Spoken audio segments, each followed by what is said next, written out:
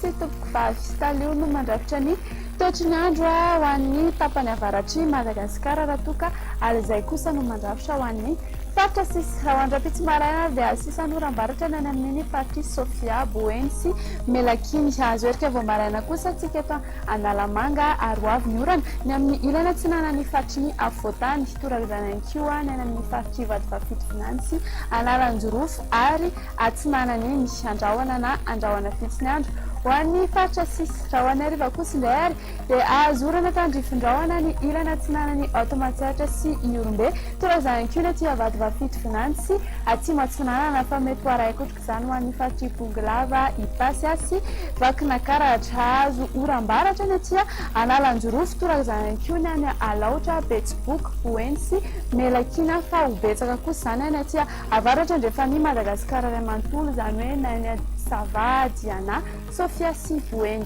andrahoana na andrahoana vitsy any faritra sisy ny maripana ny tombatombanana ho andram-pitsy ny ambandritra dia 9 ka hatramin'ny 17 degré celsius ny faritry Afotany eo amin'ny 20 ka hatramin'ny 25 degré celsius na 20 degré celsius eo kosa ny Moritsiraka raha ny maripana ambondritra kosa indray ary dia 4 degré celsius hitantsika aty Antsohia Maevatanana sy ny amin'ny faritry Melakiny raha ho an'ny faritry ny Afotany kosa dia amin'ny 20 ka hatramin'ny 20 degré celsius izao manaraka izao kosa ny mety toetry ny andro andro tanàn-dehibe sy nosy manodidina antsika anaorana tandrifindrahoana ny any Paris raha toa ka andrahoana ny andro ny any Milan sy Johannesburg ifandimby kosa ny rahoana sy ny masoandro ny any Nairobi sy Bangkok dia ifandimby ny rahoana sy ny masoandro ny any Seychelles anaorana tandrifindrahoana ny any La Réunion fa ho araikotrika izy ny any Maurice ary andrahoana ny andro ny any Comores dia izay indray ary ny meteo atsika amin'ny fiteny malagasy mba mefitoana anao ny tena ko andra-pitsindray veloma tompoko.